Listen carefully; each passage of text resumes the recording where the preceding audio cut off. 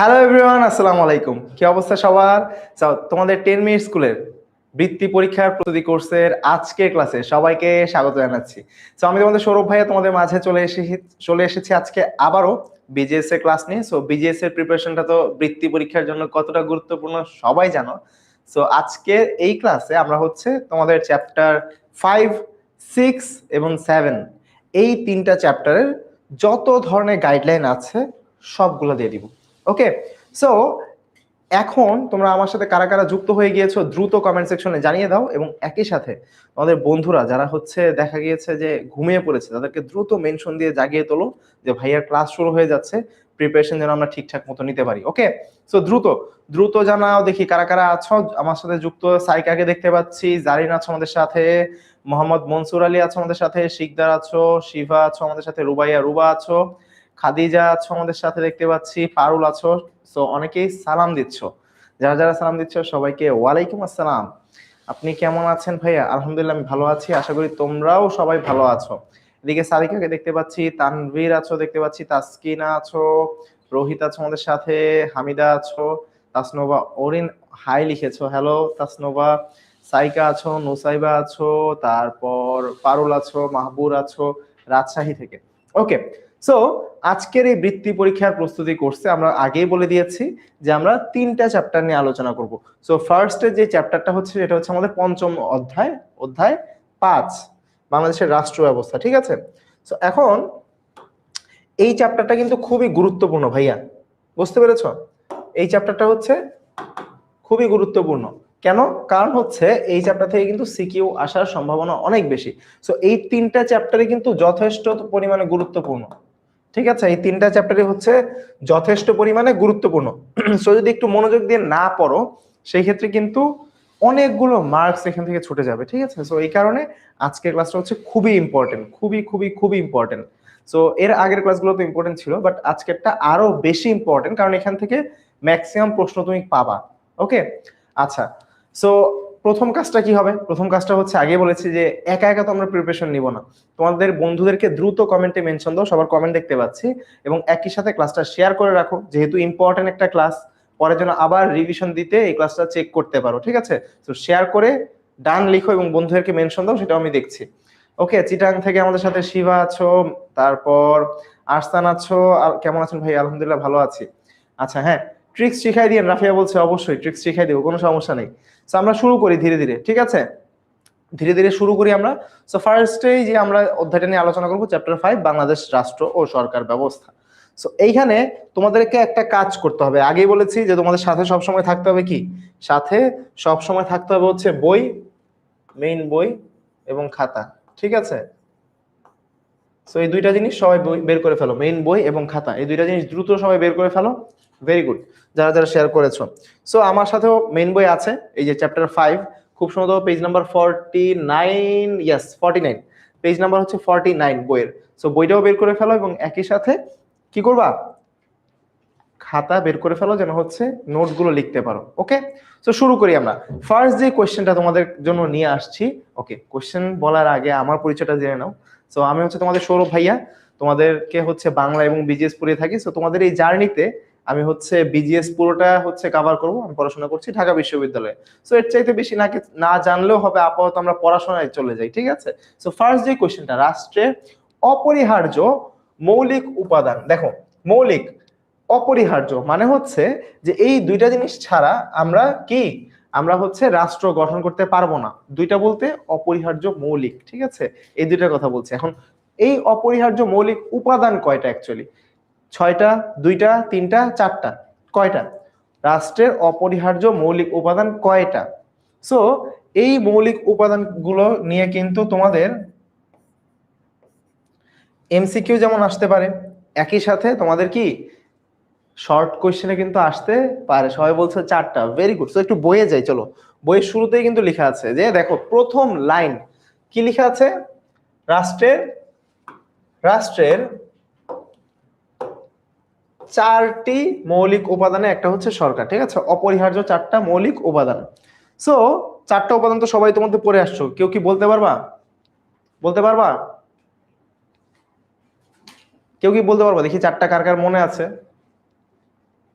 বলো দেখি চারটা কি কি, দ্রুত বলো, দ্রুত বলো দেখি চারটা উপাদান কি কি, দ্রুত। হ্যাঁ চারটা, ভেরি গুড, উত্তর সঠিক হয়েছে। এখন বলো চারটা উপাদান অ্যাকচুয়ালি কি কি। ভূখণ্ড, জনগোষ্ঠী, সরকার, সার্বভৌমত্ব, very good, very very good. So একটা হচ্ছে ভূখণ্ড,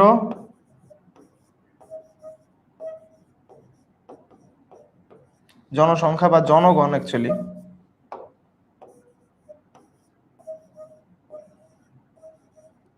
জনগণ, তারপর হচ্ছে আমাদের সরকার, এবং মোস্ট ইম্পর্টেন্ট সেটা হচ্ছে সার্বভৌমত্ব।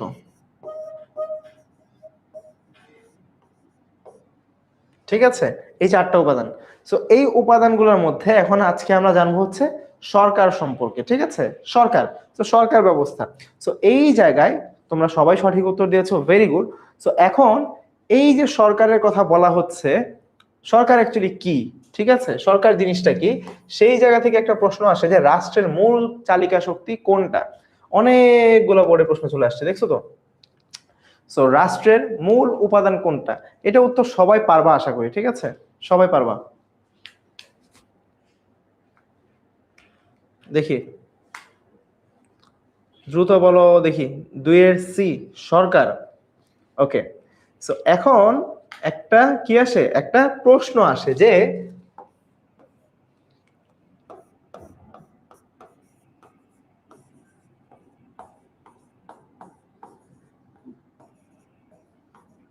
সরকারকে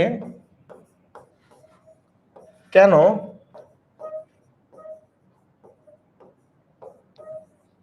রাষ্ট্রের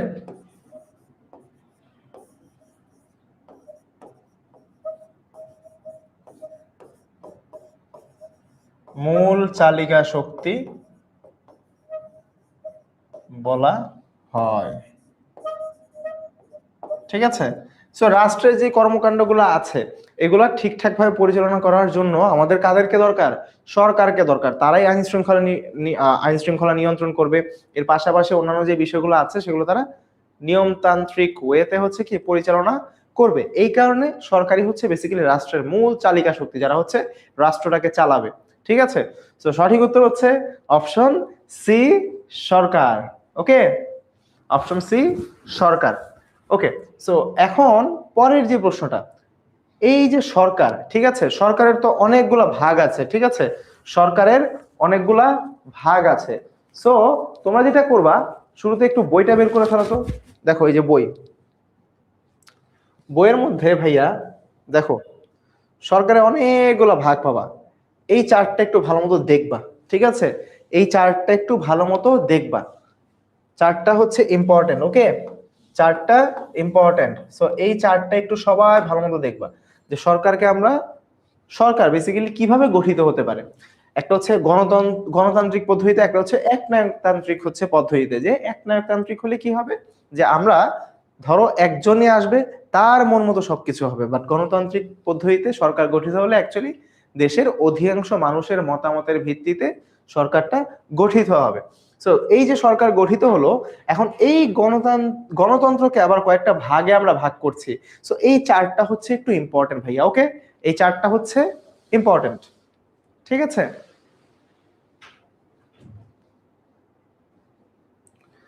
ওকে, সো চলো আমরা আমাদের প্রশ্নে চলে যাই যে ক্ষমতা বন্টনের নীতি অনুসারে গণতান্ত্রিক সরকারকে কয় ভাগে ভাগ করা যায়। দেখো ক্ষমতা বন্টনের নীতি কয় ভাগে ভাগ করা যায় বলো। 3 এর বি, 2 ভাগে ভাগ করা যায়, তাই কি 2 ভাগে ভাগ করা যায় বলো তো। দেখো একটু ভালো মতো দেখো কয়টা ভাগে আমরা ভাগ করছি, দেখো তো। এই যে গণতন্ত্র, ঠিক আছে, ক্ষমতা বন্টনের, দেখো চলে আসো নিচে, এই যে দেখো ক্ষমতার উপর ভিত্তি করে, ক্ষমতার উপর ভিত্তি করে দেখো 3 যারা বলছো বা 5 যারা বলছো, এই যে দেখছো এই জায়গায় ধরাটা খাবা, এই জায়গায় ধরাটা খাবা। আসো দেখাই, বলে দিই এবার। সেটা হচ্ছে ধরো আজকে প্রথম টিপস সেটা হচ্ছে যে তোমার আশেপাশে আশেপাশে দেখবা অনেকেই অনেক হচ্ছে উত্তর বলছে, ঠিক আছে, অনেকেই অনেক ধরনের উত্তর বলছে, এই যে যারা যারা এ বলছো। সো এমন অনেকগুলো প্রশ্ন দেখবা, যেহেতু বৃত্তি পরীক্ষা প্রশ্নটা একটু ধরো সোজা হবে, বাট একটু চিন্তা করে উত্তর দিতে হয়, এরকম প্রশ্ন তো আসবে। তো তখন তুমি কি করবা, যে তোমার বন্ধু একটা উত্তর দিয়েছে, সে বলছে এটাই কনফার্ম, এটাই উত্তর, সেটাই করবা না। নিজের উপর কনফিডেন্স রাখো, ঠিক আছে, নিজের উপর কনফিডেন্স রাখতে হবে। এই জন্য কি করতে হবে, মেইন বইটা ভালো মতো পড়তে হবে যেন তুমি উত্তর করতে পারো। সো এই প্রশ্নটা অ্যাকচুয়ালি মেইন বইয়ের বাইরে থেকে কিচ্ছু না, মেইন বই বাইরে থেকে আসেই নাই। দেখো, রাষ্ট্রপ্রধানের ক্ষমতার উপর ভিত্তি করে সরকারকে দুই ভাগে ভাগ করা যায়, ক্ষমতার উপর ভিত্তি করে দুই ভাগে ভাগ করা যায়। সো অ্যাকচুয়ালি সঠিক উত্তর কি হবে বলো, সঠিক উত্তর কি হবে? দেখো, একটা হচ্ছে রাজতান্ত্রিক সরকার, আর একটা কি, একটা হচ্ছে রাজতন্ত্র, এবং পরেরটা বলছে ক্ষমতা বন্টনের নীতির উপর ভিত্তি করে। সো আমাদের প্রশ্নটা কি ছিল দেখো তো, ক্ষমতা বন্টনের নীতির উপর ভিত্তি করে কয় ভাগে ভাগ করবো। সো উত্তর কিন্তু সরাসরি দেয়াই আছে, সেটা কি, সেটা হচ্ছে দুই ভাগে ভাগ করা যায়, একটা হচ্ছে এক কেন্দ্রিক সরকার, একটা হচ্ছে যুক্তরাষ্ট্রীয় সরকার। তো সঠিক উত্তর কিন্তু অপশন বি, দুই প্রকার, ঠিক আছে। সো যারা যারা দেখেই বলছো যে এখানে আছে দুঃখিত, সো এখানে আছে যেহেতু, এই কারণে এইটাই হচ্ছে সঠিক উত্তর, পাঁচ প্রকারই হবে না। তো তোমার উপর ভরসা রাখো, নিজের বইকে ভরসা রাখো, বই পড়তে হবে, বইয়ের বাইরে যাওয়া যাবে না। এরপরে বাইরে যে যত কথাই বলুক, বইয়ে যেটা লেখা আছে সেইটাই সঠিক উত্তর। তো সঠিক উত্তর অপশন বি, দুই প্রকার, পাঁচ প্রকার হবে না। বুঝতে পেরেছো সবাই? সো কনফিডেন্স কিভাবে পাবা তুমি, মেইন বইটা পড়তে হবে, মেইন বইটা পড়তেই হবে। ওকে, এবার আসো পরের প্রশ্ন, কোন সরকার ব্যবস্থায় জনগণকে প্রকৃত রাষ্ট্রের মালিক মনে করা হয়? এখন জনগণকে, ঠিক আছে, জনগণকে রাষ্ট্রের প্রকৃত মালিক মনে করা হয় কেন, এইটাও ইম্পর্টেন্ট। একটা তো কোন শাসন ব্যবস্থা বা সরকার ব্যবস্থা অ্যাকচুয়ালি জনগণকে রাষ্ট্রের প্রকৃত মালিক মনে করা হয়, আরেকটা হচ্ছে যে অ্যাকচুয়ালি জনগণকে রাষ্ট্রের প্রকৃত কি মালিক মনে করা হয় কেন, সেটা কেন মনে করা হয়। না, বৃত্তি এক্সামে মেইন বইয়ের বাইরে থেকে প্রশ্ন আসবে না, মেইন বই থেকে প্রশ্ন আসবে। তুমি মেইন বইয়ে যা পড়বা সেইখান থেকে প্রশ্ন আসবে, মেইন বইয়ের বাইরে থেকে প্রশ্ন আসবে না, ঠিক আছে। ওকে, সো গণতান্ত্রিক সরকার ব্যবস্থা, সমাজতান্ত্রিক সরকার ব্যবস্থা, রাজতান্ত্রিক সরকার ব্যবস্থা, নাকি একনায়কতান্ত্রিক সরকার ব্যবস্থা?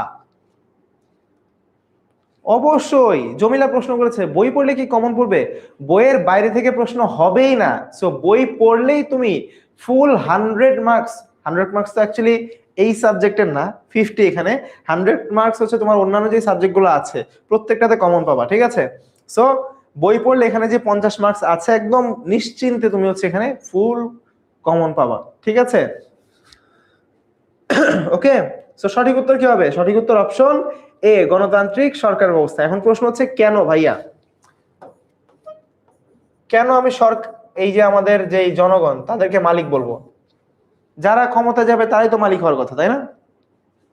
কিন্তু এই জায়গায় গণতান্ত্রিক সরকার ব্যবস্থায় জনগণকেই রাষ্ট্রের প্রকৃত মালিক মনে করা হয় এই কারণে যে অ্যাকচুয়ালি যখন হচ্ছে আমাদের এই যে ভোট হয়, ভোটে কারা ভোট দিবে, জনগণই তো ভোট দিবে।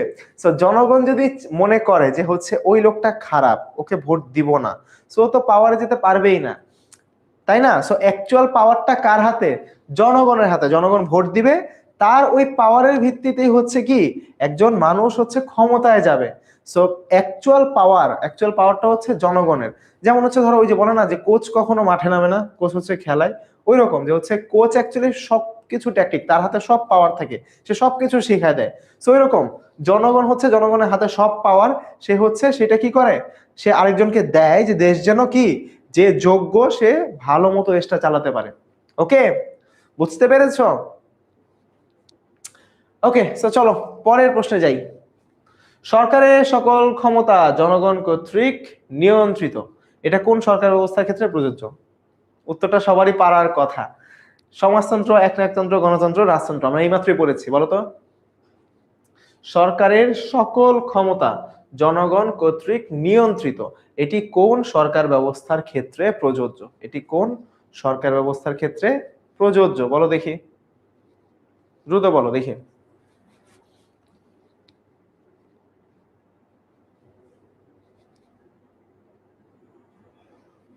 আচ্ছা, এর মধ্যে আমরা একটু বইয়ে চলে যাই, আসো।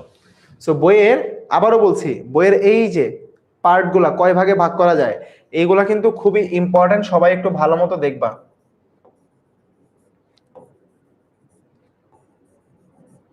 সবাই ভালো মতো দেখবা, এই পার্টগুলো কিন্তু খুবই ইম্পর্টেন্ট, খুবই খুবই খুবই ইম্পর্টেন্ট। সো এগুলো ভালো মতো দেখবা। এরপর আমাদের কি আসছে, যে বাংলাদেশের সরকার পদ্ধতি। ওকে, বাংলাদেশের সরকার পদ্ধতি। সো বাংলাদেশের সরকার ব্যবস্থার বৈশিষ্ট্যগুলা কি কি? তোমরা অনেকে মনে করবা, অনেকে চোখে দেখবাও না যে আচ্ছা এইটা তো কিছুই না, তাই না? এটা তো কিছুই না, এটা নাই আসতে পারে, না পড়লেও কিছু হবে না, তাই না? কিন্তু এই জায়গা থেকে একটা প্রশ্ন দিয়ে দিবে যে বাংলাদেশের সরকার ব্যবস্থার বৈশিষ্ট্যগুলো কি কি, খ নাম্বারে দিয়ে দিল।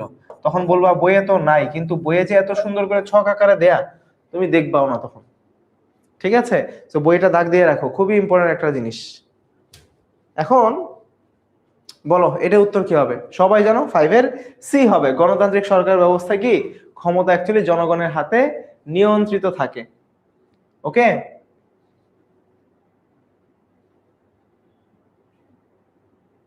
ওকে, ক্লিয়ার?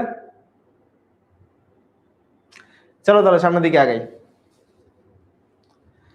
আচ্ছা, সো পরের প্রশ্ন হচ্ছে, কিউ রাষ্ট্রটিতে, একটা রাষ্ট্রের কথা বলা হচ্ছে, কিউ রাষ্ট্রটিতে সব নাগরিকগণ সমান সুযোগ সুবিধা ভোগ করেন, সবাই সমান ইকুয়াল সুযোগ সুবিধা ভোগ করেন, নাগরিকদের মধ্যে কোনো শ্রেণী বৈষম্য নেই, তাদের মধ্যে কি কোনো ক্লাস ডিভিশন বা শ্রেণী বৈষম্য নেই। ওকে, কোনো শ্রেণী বৈষম্য নেই। সো শোষণমুক্ত সমাজ বিনির্মাণই কিউ রাষ্ট্রের শপথ। অর্থাৎ এই জায়গায় যেহেতু কোনো ধরনের ক্লাস ডিভিশন নাই, শোষণ বৈষম্য নাই, সো এই কারণে কি দেখা যায়, সবাই ইকুয়ালি হচ্ছে সুযোগ সুবিধাগুলো পেয়ে থাকে। এখন কিউ রাষ্ট্রে রাষ্ট্রীয় কোন মূলনীতি অনুসরণ করা হয় বলতো? মানে কিসের ভিত্তিতে, কিসের ভিত্তিতে রাষ্ট্রটা গঠিত হয়েছে বলতো? এখন তোমাদেরকে ভাবতে হবে। এখন যদি বইটা না পড়ো, বইয়ের সবগুলা কনসেপ্ট না বুঝো, এই প্রশ্নের উত্তর করতে পারবা না। ঠিক আছে, তো সব যে একদম একদম খুব ইজি দিবে এরকম কিন্তু না। ঠিক আছে, সব যে ইজি দিবে এরকম কিন্তু না। বুঝতে পেরেছ?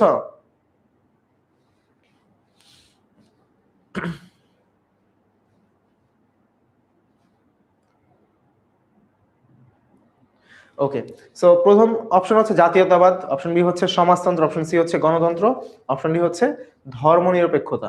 সো এই জায়গায় প্রশ্নটা এসেছিল কত সালে? রাজশাহী বোর্ড 2017 সালে। ওকে, 6 এর বি বলছো সমাজতন্ত্র, তাই না? সমাজতন্ত্র, তাই কি? অ্যাকচুয়ালি সঠিক উত্তর সমাজতন্ত্র। কারণ এখানে কি, এখানে সবাই সমান সুযোগ সুবিধা পায়, কারোর মধ্যে শ্রেণী বৈষম্য নাই যে একজন ধনী একজন গরিব, একজন অনেক টাকা পাবে একজন কম পাবে, এই ধরনের কোনো সিস্টেম নাই এখানে। যে যতটুকু কাজ করবে সে ততটুকুই হচ্ছে কি পাবে, সে ততটুকুই হচ্ছে সুবিধা ভোগ করবে। সো কেউ যে অনেক বেশি ভোগ করবে অল্প কাজ করে, এরকম সুযোগ সুবিধা নাই। ওকে, বুঝতে পেরেছো? ওকে, তো চলো পরের প্রশ্নে যাই। এখন প্রশ্ন হচ্ছে বাংলাদেশ সরকার ব্যবস্থার বৈশিষ্ট্য কি? বলেছিলাম একটু আগে, জাস্ট হচ্ছে 5 মিনিটও হয় নাই, একটা প্রশ্ন বলেছিলাম। সেই প্রশ্নটাই চলে আসছে দেখো দুইটা বোর্ডে, সিলেট বোর্ড, বরিশাল বোর্ড। তো এই দুইটা বোর্ডে আসছে যে বাংলাদেশের সরকার ব্যবস্থার বৈশিষ্ট্যগুলো কি কি। মন্ত্রী পরিষদ শাসিত সরকার, ঠিক আছে, যে মন্ত্রী পরিষদের দ্বারা হচ্ছে শাসন ব্যবস্থা পরিচালিত হয়। গণতান্ত্রিক একটা রাষ্ট্র, এবং রাষ্ট্রটা হচ্ছে যুক্তরাষ্ট্রীয় সরকার ব্যবস্থার মাধ্যমে গঠিত। বলতো কি হবে? দ্রুত বলো দেখি উত্তর কি হবে।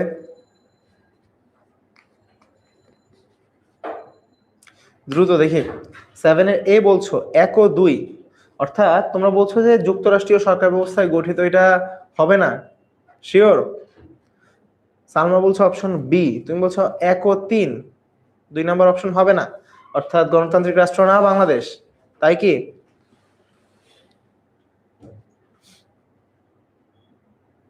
দেখি, অনেকে অনেক উত্তর দিচ্ছে, বাট অ্যাকচুয়ালি সঠিক উত্তরটা হচ্ছে তিনটাই। ঠিক আছে, সঠিক উত্তরটা হচ্ছে অ্যাকচুয়ালি তিনটাই। দেখো, গণতান্ত্রিক একটা রাষ্ট্র, ঠিক আছে, গণতান্ত্রিক রাষ্ট্র, এরপর মন্ত্রী পরিষদ শাসিত সরকার, এবং এটা কি যুক্তরাষ্ট্রীয় সরকার ব্যবস্থায় কি গঠিত। সো 1 2 3 তিনটাই হচ্ছে সঠিক উত্তর। ওকে, 1 2 3 তিনটাই সঠিক উত্তর। সো অপশন ডি হচ্ছে আমাদের কি কারেক্ট অ্যান্সার। সো এখানে অনেকেই ভুল করে ফেলেছো, অনেকেই ভুল করে ফেলেছো। অপশন ডি হচ্ছে আমাদের সঠিক উত্তর, ঠিক আছে। ওকে, আসো পরের প্রশ্নে যাই। বাংলাদেশের আইনসভার নাম কি বলো দেখি। বাংলাদেশের যে আইনসভা, ঠিক আছে,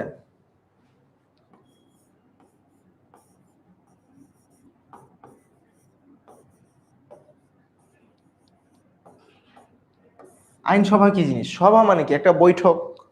সো আইনসভা মানে কি? আইন রিলেটেড কোন একটা বৈঠক হবে। তো এখানে বলছে বাংলাদেশের আইনসভার নাম কোনটা? সুপ্রিম কোর্ট, সচিবালয়, জাতীয় সংসদ, গণভবন, কোনটা বলো দেখি।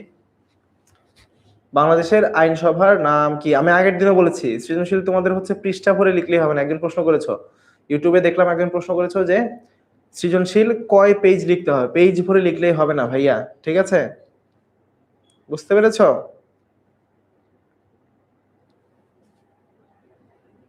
একদমই হার্ড না, আমি দেখাই দিব কিভাবে পড়বো, আমি দেখাই দিব, সমস্যা নেই। অনেকে বলছো এ, অনেকে বলছো বি, অনেকে বলছো সি, তিনটাই বলছো। সুপ্রিম কোর্ট, সচিবালয়, জাতীয় সংসদ, তিনটা হবে সম্ভব? সম্ভবই না। আইনসভা হচ্ছে একমাত্র একটা, জাতীয় পার্লামেন্ট, ঠিক আছে, জাতীয় সংসদ। So, বইটা এই চ্যাপ্টার পড়োই নাই তোমরা, বুঝতে পারছি। বারবার ভুল করছো, একের পর এক ভুল করছো দেখতে পাচ্ছি। সো আইনসভাকে কেন সংসদ বলছে? সংসদে কারা বসে? যারা হচ্ছে আমাদের ইলেক্টেড হয়, ঠিক আছে, যারা হচ্ছে নির্বাচিত প্রতিনিধি হয় জনগণের। সো তারা যখন হচ্ছে সংসদে যায় কি করে? এমনি এমনি যায়? তারা কি নীতি নির্ধারণ করে না, যে হচ্ছে দেশে হচ্ছে আইন ব্যবস্থা কিভাবে চলবে, আইন কানুন কিভাবে চলবে, তারপর হচ্ছে ধরো সকল দেশের সকল শাসন কার্য কিভাবে পরিচালনা করা হবে। সো এই যে আইন রিলেটেড, ঠিক আছে, তার একটা আইন তৈরি করে দেয়। সো এই কারণে হচ্ছে তাদের এই সভাটাই হচ্ছে আইনসভা। সো এই আইনসভাটা কোথায় থাকে? জাতীয় সংসদে, পার্লামেন্টে হয়। সো এই কারণে বাংলাদেশের আইনসভার নাম হচ্ছে জাতীয় সংসদ বা পার্লামেন্ট, ন্যাশনাল পার্লামেন্ট। ওকে, আমাদের 8 নম্বর প্রশ্নের সঠিক উত্তর হচ্ছে অপশন সি। ওকে, অপশন সি হচ্ছে সঠিক উত্তর। সেগুলো ভুল করো না কিন্তু, আবার সাবধান, ইম্পর্টেন্ট প্রশ্ন কিন্তু এগুলা। এরপর এখন জাতীয় সংসদটা আসলে কি তাহলে? জাতীয় সংসদটা কি? এটা সকল বোর্ডে আসছিল, 2012 সালে যশোর বোর্ডেও আসছিল। তো এইমাত্র বলেছি একটা প্রশ্নই কিভাবে ঘুরে আসতে পারে দেখো, একটা প্রশ্নই কিভাবে ঘুরিয়ে আসতে পারে জাস্ট দেখো। বলা হচ্ছে জাতীয় সংসদ বলতে কি বোঝায়? আইন বিভাগ, বিচার বিভাগ, শাসন বিভাগ, শিক্ষা বিভাগ। আইন বিভাগ, বিচার বিভাগ, শাসন বিভাগ, শিক্ষা বিভাগ, বলো দেখি। আইন বিভাগ, বিচার বিভাগ, শাসন বিভাগ এবং শিক্ষা বিভাগ। ওকে, সো এইটা এখন আর কেউ ভুল করবো না, কারণ এইমাত্র বলেই দিলাম যে আইনসভা যদি হচ্ছে পার্লামেন্ট হয়, জাতীয় সংসদ হয়, তাহলে জাতীয় সংসদ কি বুঝাবে? অবশ্যই এবং অবশ্যই এই যে একজন কি কি মিনা, মিনা হচ্ছে বি লিখলা, কি বুঝে লিখলা মিনা হচ্ছে বি? আইনসভার কাজ কি হচ্ছে আমাদের, ধরো এই যে জাতীয় সংসদে যারা থাকে তারা কি বিচার করতে বসে? বিচার বিভাগের সদস্য বললা যে। সঠিক উত্তর হচ্ছে অপশন এ, আইন বিভাগ, ঠিক আছে, আইন বিভাগ হচ্ছে সঠিক উত্তর। ওকে, আইন বিভাগ হচ্ছে সঠিক উত্তর। ভুল করা যাবে না কিন্তু, এগুলো খুবই সহজ প্রশ্ন, এগুলা ভুল করা যাবে না। পরের প্রশ্নে যাই। শহরাঞ্চলে যে স্থানীয় সরকার ব্যবস্থা, এগুলো কত ধরনের? আমাদের শহরাঞ্চলে স্থানীয় সরকার ব্যবস্থা যেটা রয়েছে, স্থানীয় সরকার ব্যবস্থা তো এখানে আছে। তো এই জায়গায় আমাদের শহরাঞ্চলের যে স্থানীয় সরকার ব্যবস্থা, সেগুলো কয় ধরনের? দুই দুই ধরনের, 3 ধরনের, 4 ধরনের, 5 ধরনের? গ্রামাঞ্চলে তো এক ধরনের, মানে একটা টাইপ, শহরাঞ্চলে আরেকটা টাইপ। সো গ্রামাঞ্চলে তোমরা কি দেখো? উপজেলা দেখো, তারপর হচ্ছে ইউনিয়ন পরিষদ দেখো, তাই না? তো এখন শহরাঞ্চলে কি থাকে অ্যাকচুয়ালি, বলো দেখি। শহরাঞ্চলে কি থাকবে? শহরাঞ্চলের স্থানীয় সরকার ব্যবস্থা কত ধরনের? শহরাঞ্চলের স্থানীয় সরকার ব্যবস্থা কত ধরনের বলো দেখি দ্রুত।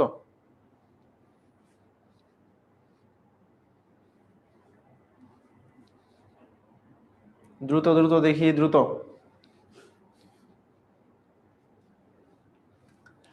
2 3 4 5 কয় ধরনের? 10-এর এ 2 ধরনের। অ্যাকচুয়ালি সঠিক উত্তর অপশন এ, 2 ধরনের। একটা হচ্ছে কি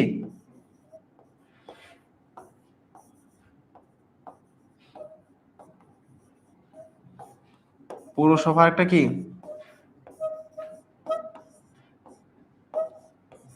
আসলে তো যাই একটু দেখো।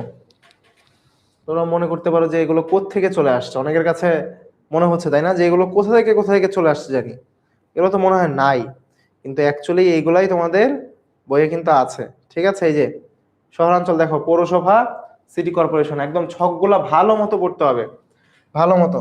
ঠিক আছে,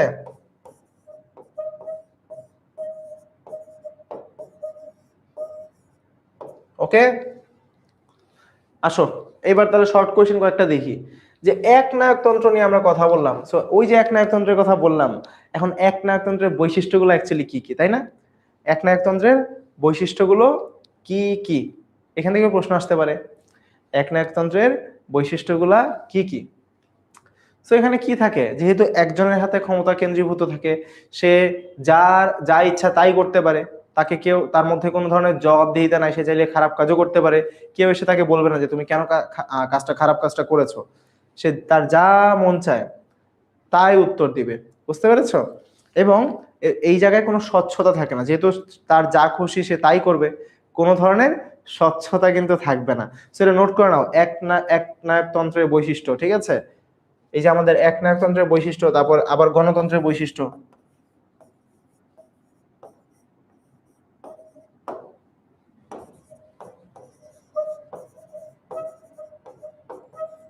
তারপর হচ্ছে রাজতন্ত্রের বৈশিষ্ট্য,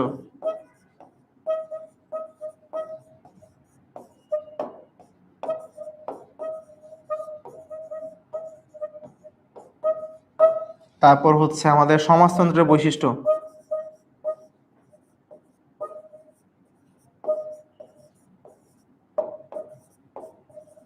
সেগুলো ইম্পর্টেন্ট, এগুলা ভালো মতো দেখবা বইয়ের এগুলা। ওকে, এরপরের প্রশ্ন, রাজতন্ত্র অ্যাকচুয়ালি কিভাবে গঠিত হয়? সেই মাত্র বললাম যে রাজতন্ত্রের বৈশিষ্ট্য।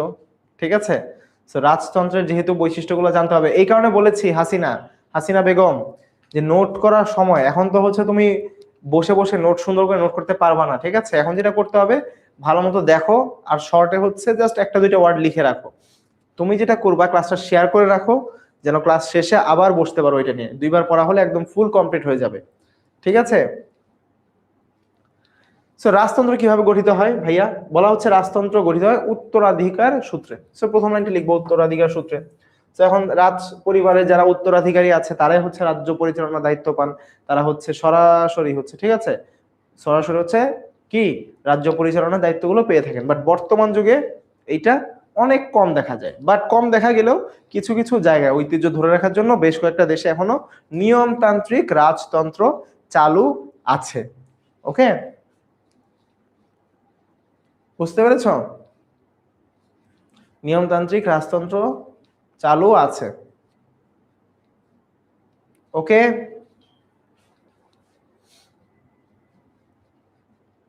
তোমরা অনেকে স্টিকার দিচ্ছ পৃথিবী ভেঙে পড়ে যাচ্ছে, তারপর হচ্ছে হাত উল্টানো উল্টানো, এগুলো কি বোঝাচ্ছ আমি জানি না অ্যাকচুয়ালি। সো নোট করার জন্য যদি এগুলো দিয়ে থাকো, নোট কিন্তু পরেও করতে পারবা। ঠিক আছে, নোট পরেও করতে পারবা, আগে জানো যে হচ্ছে কিভাবে পড়তে হবে। ওকে, পরটা যুক্তরাষ্ট্রীয় সরকারের বৈশিষ্ট্য, যুক্তরাষ্ট্রীয় সরকার ব্যবস্থার বৈশিষ্ট্য কি কি। এই যে এখানে কি হয়, সরকারে কেন্দ্র ও প্রদেশের মধ্যে ক্ষমতা ভাগ করা হয়। সো কি হয়, সংবিধানের মাধ্যমে কেন্দ্র ও প্রদেশের দায়িত্ব নির্ধারিত থাকে। একটা কি হয় যে সবাই প্রদেশ যারা আছে তারা এবং একই সাথে কেন্দ্রীয় যারা আছে তারা সবাই, যে সরকারটা থাকে উভয় হচ্ছে মৌলিক ক্ষমতার অধিকারী হয়, এবং তারা নিজের নিজের জায়গায়, প্রদেশের সরকার যারা আছে তারা নিজের জায়গায়, কেন্দ্রের সরকার যারা আছে তারা নিজের জায়গায়, নিজেরা নিজেদের জায়গায় কি করছে, স্বাধীনভাবে এবং নিজেদের স্বতন্ত্রভাবে দেশ পরিচালনা করে থাকে, অর্থাৎ বেসিক্যালি বলতে পারো এটা হচ্ছে এক ধরনের একটা দ্বৈত সরকার ব্যবস্থা, ঠিক আছে, এক ধরনের দ্বৈত সরকার ব্যবস্থা। ওকে, এক ধরনের দ্বৈত সরকার ব্যবস্থা। ওকে, এইবার মূলনীতি হিসেবে ধর্মনিরপেক্ষতার গুরুত্ব লিখো। এখন প্রশ্ন হচ্ছে যে মূলনীতি হিসেবে ধর্ম নিরপেক্ষতার কি গুরুত্ব। সো ধর্মনিরপেক্ষতা কেন মূলনীতিতে থাকা দরকার, এটাই হচ্ছে বোঝানো হয়েছে। কারণ ধরো একটা দেশে বিভিন্ন ধরনের মানুষ থাকতে পারে, তাই না? একটা দেশে বিভিন্ন ধর্মের মানুষ থাকতে পারে।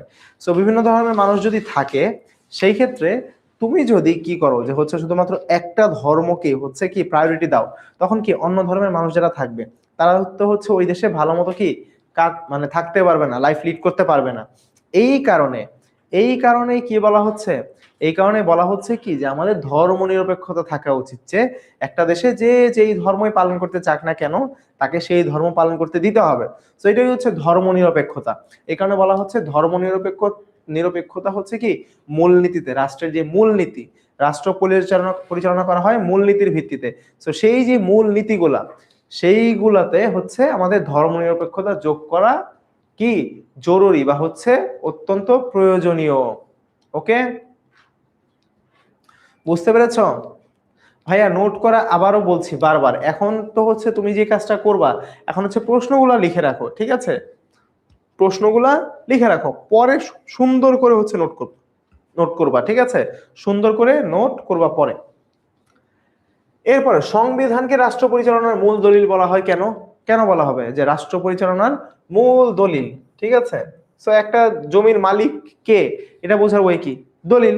সো এখন এই যে রাষ্ট্রটা কিভাবে চলবে সেটাও বোঝার ওই কি সংবিধান দেখেই। তো এই কারণে সংবিধানকে বেসিক্যালি বলা হয় রাষ্ট্রের মূল দলিল, কারণ এটা রাষ্ট্রের শাসন ব্যবস্থা পরিচালনার নীতিমালা প্রদান করে, যে একটা রাষ্ট্র কিভাবে পরিচালনা করা হবে সকল হচ্ছে নিয়ম কানুন এই সংবিধানে দেওয়া থাকে।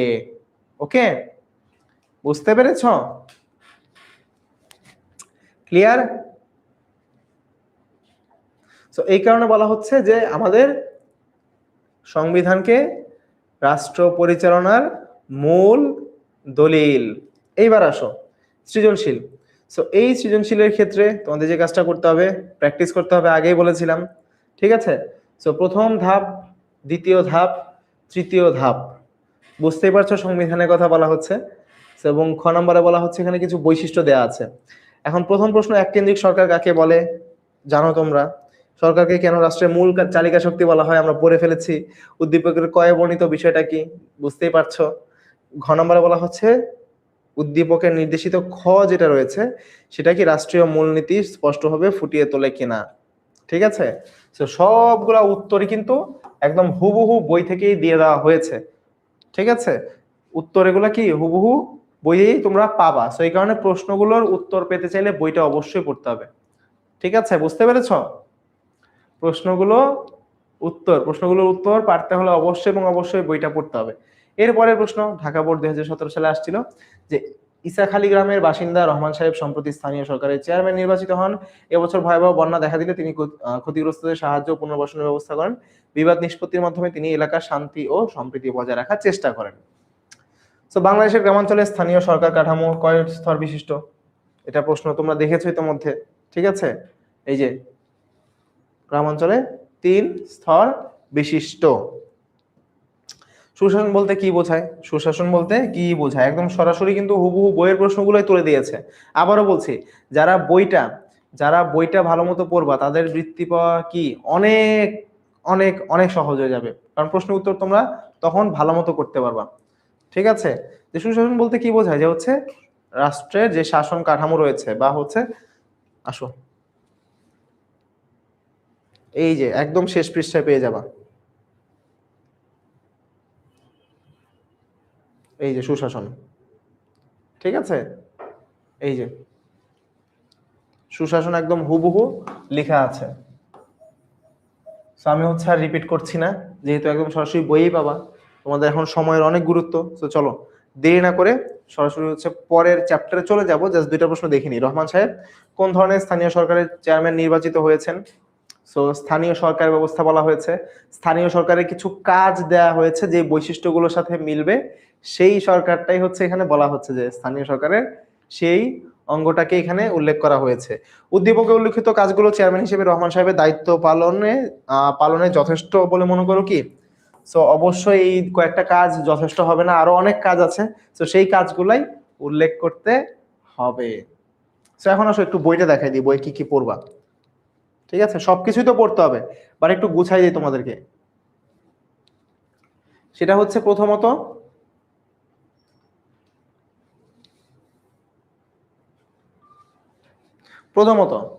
রাষ্ট্রের যে 4টা বাংলাদেশের রাষ্ট্রীয় মূলনীতি আছে, ঠিক আছে, এগুলো তো পড়বে, আগে তো দেখাই দিছি। 4টা মূলনীতি ভালো মতো পড়বা খ নাম্বারের জন্য। ওকে, খ নাম্বার এবং শর্ট কোশ্চেনের জন্য এগুলো ভালো মতো পড়বা। ওকে, 4টা মূলনীতি। এরপর সংবিধানের প্রধান বৈশিষ্ট্য, এখান থেকে প্রচুর পরিমাণে এমসিকিউ পাবা প্লাস সিকিউ পাবা, সো এগুলো ভালো মতো পড়ে ফেলবা। সংবিধানের অংশটা। এরপর পেয়ে যাবা বাংলাদেশের সরকারের বিভিন্ন অঙ্গ ও কাজ। তো এখানে এই 3টা জিনিস সম্পর্কে ধারণা রাখবা, এখান থেকে এমসিকিউ আসতে পারে, খ নাম্বারের প্রশ্নও আসতে পারে। এরপর সবচাইতে ইম্পর্টেন্ট যেটা, সেটা হচ্ছে আমাদের কি, আমাদের সরকার কাঠামো ও তাদের কার্যাবলী। সো এটা খুবই খুবই খুবই এই চ্যাপ্টারের সবচাইতে বেশি ইম্পর্টেন্ট পার্ট হচ্ছে এটা। সো প্রত্যেকটা পার্ট, এই যে সরকারের যে কাঠামো, খুব ভালো মতো শেষ করবা। এখান থেকে সৃজনশীল আসবে, এমসিকিউ আসবে, যদি একটা সৃজনশীল আসে এইখান থেকে আসার সম্ভাবনা সবচাইতে বেশি। ওকে, সো এই পার্টটা ভালো মতো পড়ে ফেলবা, খুব ভালো মতো। ওকে, সো এই তো, এই হচ্ছে মোটামুটি আমাদের এই চ্যাপ্টার। এরপর চলে যাব আমরা চ্যাপ্টার 6-এ, বাংলাদেশের সাংস্কৃতিক পরিবর্তন। আসো, সো ফার্স্ট কোয়েশ্চেন হচ্ছে, মোবাইল ফোনে পরিচয় সূত্রে গ্রামের সরল মেয়ে জয়া ঢাকার অভিজাত পরিবারে বিবাহ করে, এক্ষেত্রে জয়ার কোন ধরনের সাংস্কৃতিক পরিবর্তন ঘটবে? ঠিক আছে, সাংস্কৃতিক পরিবর্তনটা অ্যাকচুয়ালি কি হবে, ময়মনসিংহ বোর্ডে এসেছিল। সো বিভিন্ন ধরনের সাংস্কৃতিক পরিবর্তন ঘটে থাকে। দেখো তো, এই যে সাংস্কৃতিক পরিবর্তনের কথা যে বলা হচ্ছে, দেখো, সাংস্কৃতিক পরিবর্তন ও উন্নয়নের বৈশিষ্ট্য, ঠিক আছে। সো এইখানে কয়েকটা জিনিস পাবা, এই যে সাংস্কৃতিক পরিবর্তন ও উন্নয়নের বিভিন্ন দিক। একটা হচ্ছে সাংস্কৃতিক ব্যাপ্তি, একটা হচ্ছে সাংস্কৃতিক আত্মীকরণ, একটা হচ্ছে সাংস্কৃতিক আদর্শ। সো এই অংশগুলো থেকে প্রশ্নটা আসছে যে এই যে জয়া, সো জয়ার মধ্যে অ্যাকচুয়ালি কোন ধরনের সাংস্কৃতিক পরিবর্তনটা ঘটবে বলো দেখি। দেখি কে কে উত্তর দিতে পারো, ওয়েট করি, তোমাদের প্রশ্ন উত্তর ওয়েট করি, দেখি কে কে সঠিক উত্তর দিতে পারো, বলো।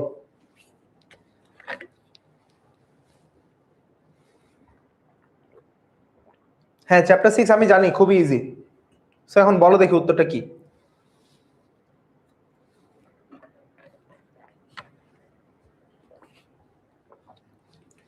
অপশন সি, সাংস্কৃতিক আত্মীকরণ। সঠিক উত্তর অপশন সি, সাংস্কৃতিক আত্মীকরণ। Very good. কেন, যারা যারা বললা পড়েছো এই অংশটা, দেখো বলা হচ্ছে আত্মীকরণ এমন একটা প্রক্রিয়া যে প্রক্রিয়ার মাধ্যমে সংশ্লিষ্ট ব্যক্তি এবং গোষ্ঠী অন্যের সংস্কৃতি আয়ত্ত করে। ঠিক আছে, যে কি করে ভালো মতো দেখো, কোন নতুন সংস্কৃতি বা সাংস্কৃতিক পরিবেশে বসবাস করতে আসে, এই জায়গার সাথে মিলে মিলে যাবে যে কোনো নতুন পরিবেশে বসবাস করতে আসে এবং সেই সংস্কৃতি কি করার বা হচ্ছে আত্মীকৃত করার চেষ্টা করে। সো সে কি করেছিল, গ্রাম থেকে কি করেছিল, শহরের অভিজাত পরিবারে বিয়ে করে সেখানে চলে আসে। তো তাদের সংস্কৃতিতে সে ঢুকে যায়, এই কারণে তার এই যে পরিবর্তনটা, এটা হয়ে যাবে সাংস্কৃতিক আত্মীকরণ। এই কারণে বলছি যে এই 3টা পার্ট একটু ভালো মতো দেখবা, যে আমাদের সংস্কৃতায়ন, সাংস্কৃতিক ব্যাপ্তি এবং সাংস্কৃতিক আত্মীকরণ। ঠিক আছে, এই পার্টগুলো একটু ভালো মতো দেখবা। এর পরের প্রশ্ন, আরিফ স্কলারশিপ পেয়ে, ঠিক আছে, তোমাদের আরিফ ভাইয়ের কথা বলছে, বাংলাদেশ থেকে চীনে গিয়ে লেখাপড়া করে। তো সেখানে সে প্রথমে চাইনিজ ভাষা শিখে। আরিফের ক্ষেত্রে সাংস্কৃতিক পরিবর্তনের কোন দিকটা পরিলক্ষিত হয়? এখন আরিফ অ্যাকচুয়ালি চাইনিজ ভাষা শিখলো, সে আরেক জায়গায় গিয়ে চাইনিজ ভাষা শিখে কি বলছে যে তার এই পরিবর্তনটা কোন ধরনের পরিবর্তন, সাংস্কৃতিক ব্যাপ্তি, সাংস্কৃতিক আদর্শ, সাংস্কৃতিক আত্মীকরণ, নাকি হচ্ছে সাংস্কৃতিক আদর্শ, কোনটা হবে বলো। কোনটা সঠিক উত্তর হবে? দ্রুত বলো, দ্রুত জানাও। এগুলো পেয়ে যাবে অ্যাপে ভাইয়া, ঠিক আছে, অ্যাপে পেয়ে যাবে। সো আরিফ স্কলারশিপ পেয়ে বাংলাদেশ থেকে চীনে গিয়ে লেখাপড়া করছে, সেখানকার ভাষা শিখলো। সো সে নতুন একটা পরিবেশে গেল, নতুন একটা পরিবেশে গিয়ে হচ্ছে সেই দেশের সংস্কৃতির সাথে মানিয়ে নেওয়ার চেষ্টা করলো, সেটা শিখলো। তো একটু আগেই দেখলাম যে নতুন পরিবেশে গিয়ে সেই সংস্কৃতির মধ্যে মিশে যাওয়াকে আমরা কি বলছি? সাংস্কৃতিক আত্মীকরণ। সো 2 নম্বর প্রশ্নের সঠিক উত্তর কি হবে? অপশন সি, সাংস্কৃতিক আত্মীকরণ। ওকে, সাংস্কৃতিক আত্মীকরণ। আর ক্লাসটা যারা যারা এখনো শেয়ার করো নাই, আবারও বলছি, যারা যারা শেয়ার করো নাই তারা কিন্তু হচ্ছে পরবর্তীতে ক্লাসটা আবার করতে পারবা না। সো এই কারণে বলছি যে সহজে ক্লাসটা খুঁজে পেতে চাইলে এক্ষুনি ক্লাসটা শেয়ার করে রাখো, কারণ এই চ্যাপ্টারগুলো এই বিজিএস বইয়ের মধ্যে সবচাইতে ইম্পর্টেন্ট চ্যাপ্টার। সো এই কারণে বলছি যে এই চ্যাপ্টারগুলো যেহেতু ইম্পর্টেন্ট, পরেও আবার করা লাগবে। সো এই কারণে ক্লাসটা শেয়ার করে রাখো, শেয়ার করে শেয়ার ডান লিখো, যেন আমি বুঝতে পারি যে সবাই শেয়ার করে রেখেছে এবং পড়াশোনা নিয়ে অ্যাটলিস্ট সিরিয়াস তোমরা, ঠিক আছে? ওকে, আসো পরের প্রশ্নে যাই। বিশ্ব এখন বিশ্বপল্লীতে পরিণত হওয়ার কারণ কি? দেখো, বিশ্ব হয়ে গিয়েছে বিশ্বপল্লী। পল্লী বলতে কি বোঝায়? একটা গ্রাম না, একত্রিত হয়ে যাওয়া। সো এখন এটার কারণটা কি বলতো?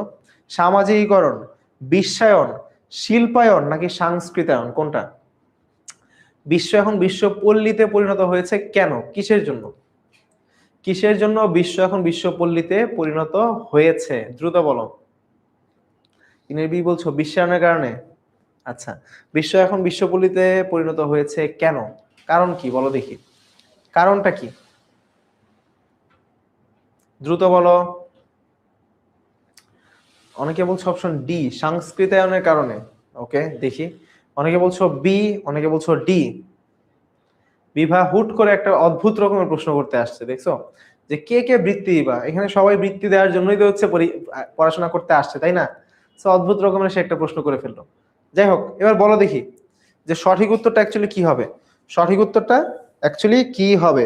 যে আমাদের এই যে বিশ্ব এখন বিশ্বপল্লীতে পরিণত হলো, এটার অ্যাকচুয়াল কারণটা কি?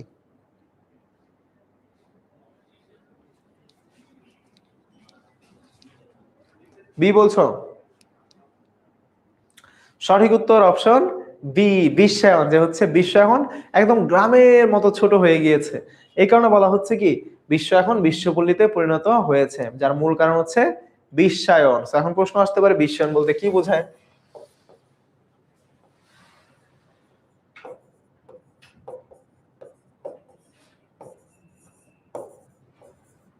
এবং এই প্রশ্নটাই কিন্তু শর্ট অ্যান্সারে চলে আসতে পারে, ঠিক আছে? এই প্রশ্নটাই শর্ট কোশ্চেনে চলে আসতে পারে। সো দুই ভাবেই পড়ে রাখবো ভালো মতো। ওকে, দুই ভাবেই পড়ে রাখবা, যে কোনো ভাবে এই প্রশ্নটাও আসতে পারে। ওকে, পরের প্রশ্নে যাই। সংস্কৃতির পরিবর্তনশীলতার কারণ কয়টা? এটা একটা বোর্ড প্রশ্ন, 17 সালে আসছিল। সংস্কৃতির পরিবর্তনশীলতা, এটা কারণ কয়টা? 5টা, 4টা, 3টা, 2টা? সংস্কৃতির পরিবর্তনশীলতার কারণ কয়টা? 5টা, 4টা, 3টা, 2টা?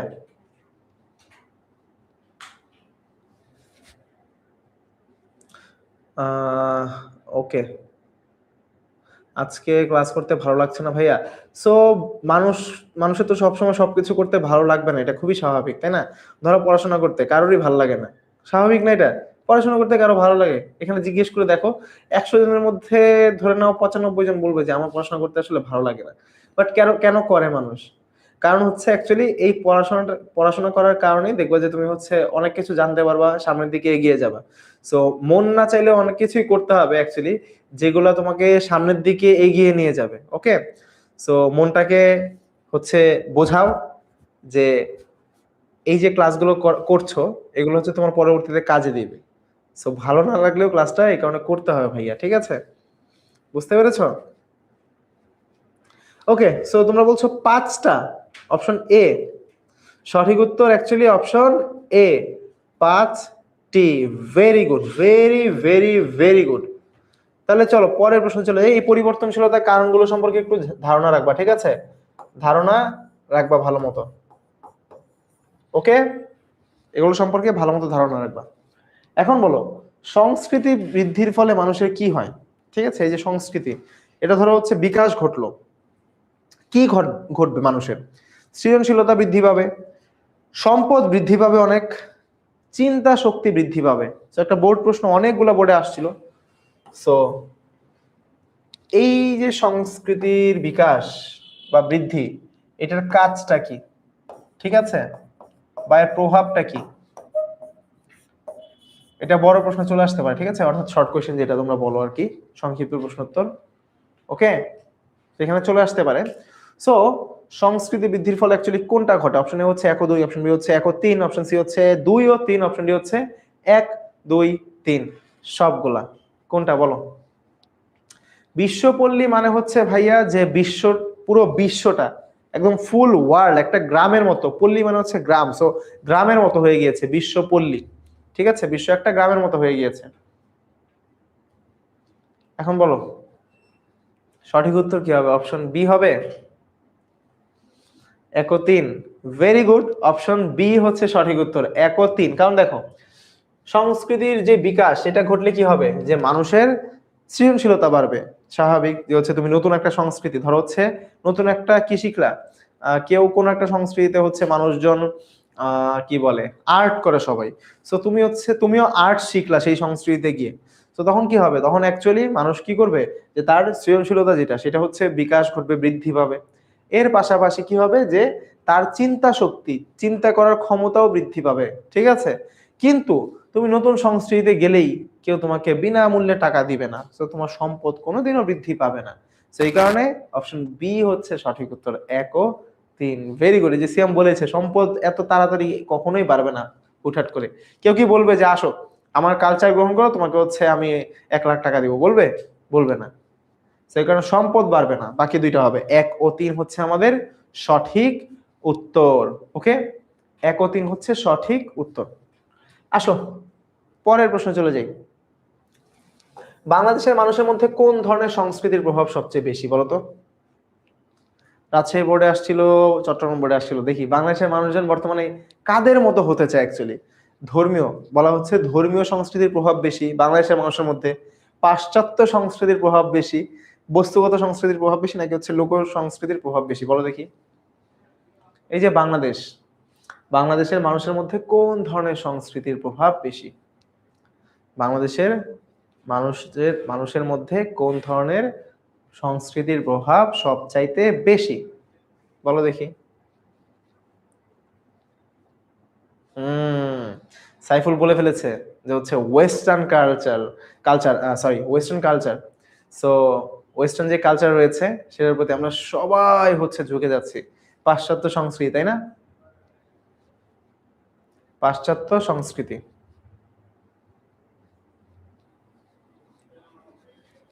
ওকে, ভেরি গুড। অপশন বি পাশ্চাত্য হচ্ছে আমাদের সঠিক উত্তর। কারণ হচ্ছে আমরা বর্তমানে কি পাশ্চাত্যের যে সংস্কৃতি আছে, ঠিক আছে, পাশ্চাত্যের যে সংস্কৃতি আছে সেই সংস্কৃতির প্রতি আমরা ঝুঁকে যাচ্ছি, তাই না? একজন বলছে অপশন ই হবে, আমি জানি না সে নিচে ই দেখতে পাচ্ছে কিনা, আমি দেখতে পাচ্ছি না, বাকি কেউই দেখতে পাচ্ছে না। তো সে হচ্ছে খুব সুন্দর আরো একটা চশমা পরে অপশন ই তৈরি করেছে, যেটা সে দেখতে পাচ্ছে। যাই হোক, আসো পরের প্রশ্নে চলে যাই আমরা তাহলে। Next question. আনিস একজন ভালো ছাত্র, ভালো কথা। সো তার আচার ব্যবহার ভালো। সো আনিসের মধ্যে সংস্কৃতির কোন দিকটা ফুটে উঠেছে? আনিস হচ্ছে ভালো ছেলে, তো সংস্কৃতি এটা কোন দিক ফুটে উঠেছে, যে তার আচার ব্যবহারও ভালো? সো বস্তুগত সংস্কৃতি, অবস্তুগত সংস্কৃতি, তারপর হচ্ছে প্রথাগত সংস্কৃতির দিক, নাকি হচ্ছে রূপগত সংস্কৃতির দিক, বলো দেখি। হাই হাই, একজন বলে পাশ্চাত্য কেন হলো? এটার উত্তর তোমার যেতে হবে বইতে ভাইয়া, বইয়ে তুমি সরাসরি উত্তর পাবা এটার, যে পাশ্চাত্যের সংস্কৃতির প্রতি বর্তমানে মানুষজন ঝুঁকে যাচ্ছে। এই যে আসো, আমার চোখেই সব পড়ে যায়। আমি জাস্ট পেজটা খুললাম মাত্র, দেখো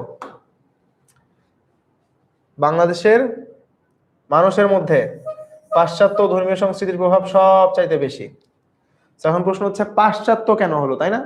সো দেখবা যে হচ্ছে এই যে নিচের লাইনে চলে গেলেই দেখবা যে এখানে ধরো একই অপশন, যখন দেখবা যে দুইটা অপশন একই রকম মনে হচ্ছে, তখন বেস্ট অ্যান্সারটা নিতে হবে। সো এখন এই যে আমাদের লোক সংস্কৃতির প্রভাবও একবার কম না। এখন কি বলা হচ্ছে, আমাদের যে লাইফস্টাইল, সেই এন্টায়ার লাইফস্টাইলে কোন সংস্কৃতির প্রভাব বা পরিবর্তনটা এনেছে, সেটা হচ্ছে পাশ্চাত্য সংস্কৃতি। এই কারণে বলা হচ্ছে আমাদের মানুষের মধ্যে, যেহেতু খাদ্য থেকে শুরু করে ভাষা যা কিছু আছে সবকিছুর মধ্যে পাশ্চাত্য সংস্কৃতির প্রভাব সবচাইতে বেশি। এই কারণে বলা হচ্ছে কি, এই কারণে বলা হচ্ছে যে আমাদের সঠিক উত্তরটা ওই টাইমে কি হবে, আগের যে প্রশ্নটা রয়েছে সেটা উত্তর হবে হচ্ছে পাশ্চাত্য। ঠিক আছে, ধর্মীয় থাকা সত্ত্বেও উত্তরটা হবে পাশ্চাত্য। ধরো পাশ্চাত্য নাই অপশনে, ধর্মীয় আছে, বাকি তিনটা অপশন আছে, পাশ্চাত্য নাই এখানে, তখন কিন্তু আবার ধর্মীয় সঠিক উত্তর হবে। ঠিক আছে, যখন দুইটা অপশন একই পাবা উত্তর হতে পারে, তখন যেটা বেস্ট অপশন সেটাই হচ্ছে উত্তরটা হবে। ওকে, ক্লিয়ার? ক্লিয়ার? কখনো কনফিউজ থাকবে না এটা নিয়ে। ওকে, আসো পরের প্রশ্নে যাই। 7 নম্বর প্রশ্ন উত্তর কি বলছো তোমরা? অপশন বলো দেখি কি হবে। বি, অবস্তুগত। সঠিক উত্তর অ্যাকচুয়ালি অবস্তুগত। কারণ হচ্ছে এই যে কালচারগুলো, এগুলো তো তুমি ধরতে পারবে না, তাই না? তার ভালো ব্যবহার, ব্যবহারকে কি তুমি ধরতে পারবা, দেখতে পারবা চোখ দিয়ে? ঠিক আছে, এগুলো তো পারবা না। ফিল করতে পারবা যে তার ব্যবহার ভালো, তুমি এটা কি ফিল করতে পারবা, যে তার সাথে কথা বলে তুমি বুঝতে পারবা। সো যেহেতু এগুলো ধরতেও পারবা না, দেখতেও পারবা না, সো এই কারণে এই যে আচার আচরণ, এগুলো হচ্ছে আমাদের অবস্তুগত সংস্কৃতির মধ্যে পড়বে। ঠিক আছে, বস্তুগত না, অবস্তুগত। ওকে, ক্লিয়ার? পরের প্রশ্ন যাই। কোষ্টি পাথরের মূর্তি কোন শিল্পের অন্তর্ভুক্ত? বইয়ের সরাসরি প্রশ্ন দিয়ে দিচ্ছে, এই যে রাজশাহী বোর্ডে আসছিল। কোষ্টি পাথরের মূর্তি কোন শিল্পের অন্তর্ভুক্ত? কোষ্টি পাথরের মূর্তি কোন শিল্পের অন্তর্ভুক্ত? মৃৎশিল্প, সাহিত্য শিল্প, দৃশ্য শিল্প, অবস্তুগত শিল্প। কোষ্টি পাথরের মূর্তি কোন শিল্পের অন্তর্গত?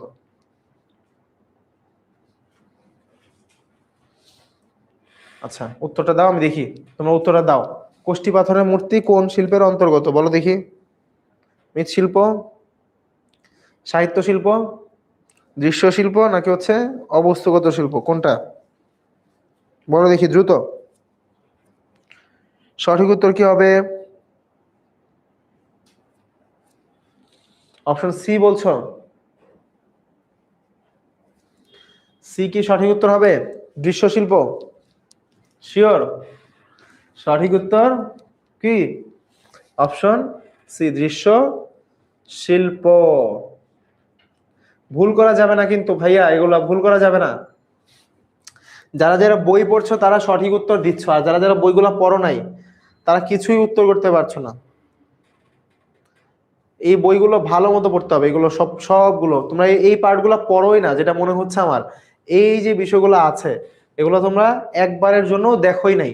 ঠিক আছে, এই কারণে তোমরা উত্তর করতে পারছো না। এই যে সাংস্কৃতিক পরিবর্তন ও বিকাশের ধারা, এগুলো খুব ভালো মতো পড়তে হবে। এই অংশগুলো এমসিকিউ কিন্তু এখান থেকে আসছে, এমসিকিউ গুলা এখান থেকেই আসছে। ঠিক আছে, ওকে।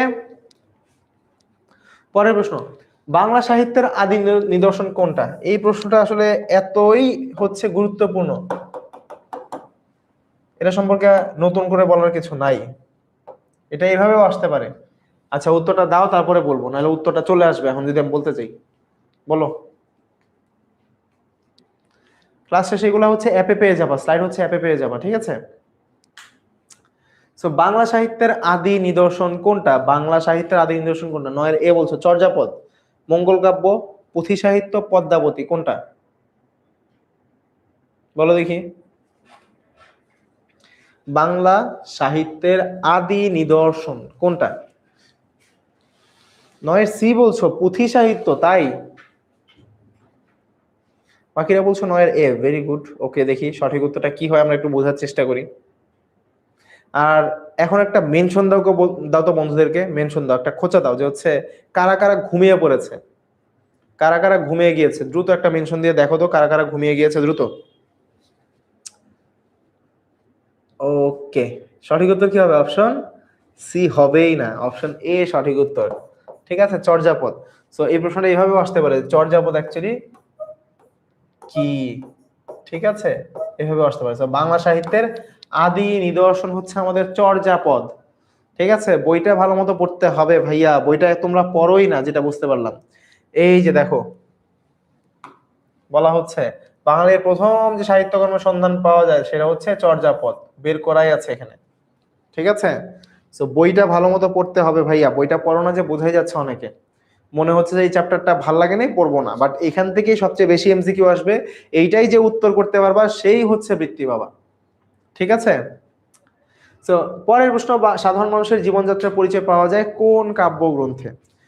সো ভালো মতো দেখো, সাধারণ মানুষের জীবনযাত্রার পরিচয় কোথায় পাওয়া যায়?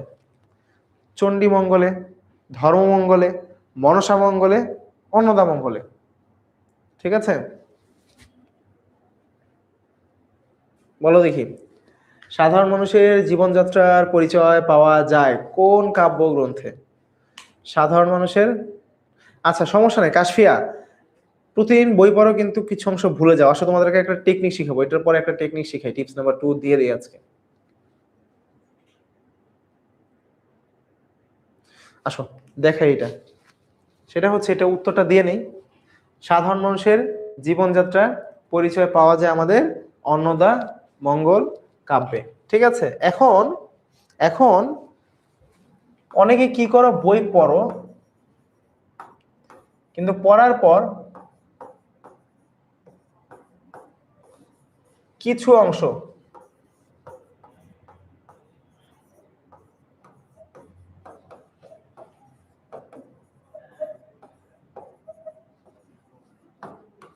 ভুলে যায়, কি করব কি করব, তাই না?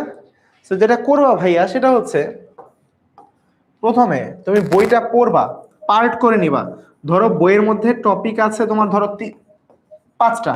ঠিক আছে, এই 5টা টপিক তুমি হচ্ছে ভালো মতো পড়বা, পড়লা 5টা টপিক পড়ার পর তোমার কাজ হচ্ছে এই 5টা টপিক থেকে প্রশ্ন প্র্যাকটিস করা। প্রশ্ন প্র্যাকটিস করা কি করা? কোশ্চেন সলভ বা প্র্যাকটিস। নিশ্চিত থাকো ভুল হবে, সো যেগুলো ভুল হবে ভুলের টপিকগুলো লিখে ফেলো, এগুলো কোন টপিকের। ওই 5টা টপিকের মধ্যে দেখবা যে হয়তো বা 1টা বা 2টা টপিক, সো ওই টপিকগুলো তোমার ভুল হচ্ছে। যেই টপিকগুলো ভুল হচ্ছে নেক্সট দিন ওই 2টা টপিক আবার শুরু করো, এই প্রসেসে যাও। এরপর 5টা টপিক থেকে আবার প্র্যাকটিস করো, দেখবা যেই 2টা টপিক হচ্ছে ভুল হচ্ছিল ওই 2টা টপিক আর ভুল হবে না। তো তুমি এই টেকনিক যদি ফলো করতে থাকো দেখবা যে হচ্ছে তোমার প্র্যাকটিসও হয়ে যাচ্ছে, যে অংশটা ভুলে যাচ্ছিলা সেই অংশটা আর ভুলবা না। ঠিক আছে, তো তোমার মাথায় এগুলো থাকবে। সো এই কারণে টেকনিকটা অ্যাপ্লাই করে দেখো, ইনশাল্লাহ হচ্ছে তোমার প্রবলেম সলভ হয়ে যাবে। ঠিক আছে, প্রবলেম সলভ হয়ে যাবে। ওকে, ক্লিয়ার? ক্লিয়ার সবাই? ক্লিয়ার সবাই? বলো দেখি, ক্লিয়ার সবাই? কি ক্লিয়ার? দ্রুত বলো, দ্রুত বলো।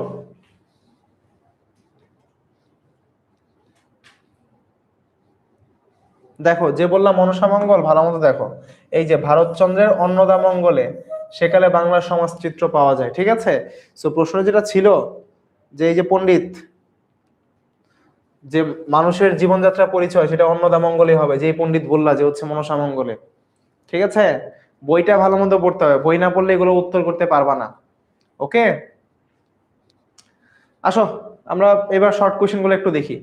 সাংস্কৃতিক পরিবর্তন কিভাবে সময়ের সাথে সম্পর্কিত? কারণ যত সময় যাবে তত সংস্কৃতি পরিবর্তিত হবে। ধরো আগে মানুষজন যেই পোশাক পরতো এখন একই পোশাক পরে না, তো এই যে সময়ের সাথে সাথে অ্যাকচুয়ালি সংস্কৃতি পরিবর্তনটা ঘটে, যার মাধ্যমে সাংস্কৃতিক উন্নয়নও ঘটে থাকে। ওকে, হ্যাঁ বইয়ের এই যে আমি দেখাই দিলাম এমসিকিউ কোথায় আছে, এই যে এমসিকিউ 71 পৃষ্ঠার 3 নাম্বার লাইনে। ঠিক আছে, আসো পরের প্রশ্নে যাই। সাংস্কৃতিক আত্মীকরণ বলতে কি বোঝায়? এই যে যে আত্মীকরণ হচ্ছে নতুন পরিবেশের সংস্কৃতিকে কি করা, গ্রহণ করার প্রক্রিয়া, যেখানে মানুষ ভিন্ন এলাকায় বাস করলে সেখানকার সংস্কৃতির দৃষ্টিভঙ্গি আচরণ ও জীবনধারার সাথে নিজেকে মানিয়ে নেওয়ার চেষ্টা করে, আত্মীকৃত করার চেষ্টা করে, সেটা হচ্ছে আমাদের সাংস্কৃতিক আত্মীকরণ। বিশ্বায়নের প্রভাবে সংস্কৃতি কি পরিবর্তন ঘটছে, যে এক দেশের সংস্কৃতি অন্য দেশের মানুষ গ্রহণ করছে।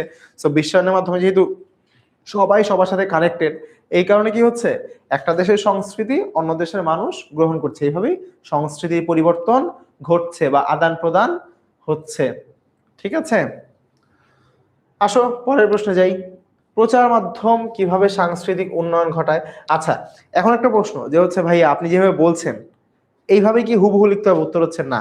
তোমার বইয়ে এইগুলো আছে, তুমি নিজের মতো করে নিজের ভাষায় লিখতে পারবা। ঠিক আছে, নিজের মতো করে নিজের ভাষায় লিখতে পারবা, কোনো সমস্যা নেই। ঠিক আছে, হুবহু মুখস্থ করার কোনো দরকার নেই, প্রশ্নের উত্তর বোঝার চেষ্টা করো। তো প্রচার মাধ্যম কিভাবে সাংস্কৃতিক উন্নয়ন ঘটায়? প্রচার মাধ্যম মানে কি, ধরো হচ্ছে তোমার টিভি চ্যানেল, তারপর হচ্ছে ধরো সামাজিক যোগাযোগ মাধ্যম। সো এগুলো কি করে, এগুলোর মাধ্যমে তুমি অনেক ধরনের নিউজ দেখবা। সো এই নিউজগুলা কি ঘটবে, তোমাকে অনেক ইনফরমেশন দিবে, অনেক জিনিসে তোমাকে সচেতন করবে।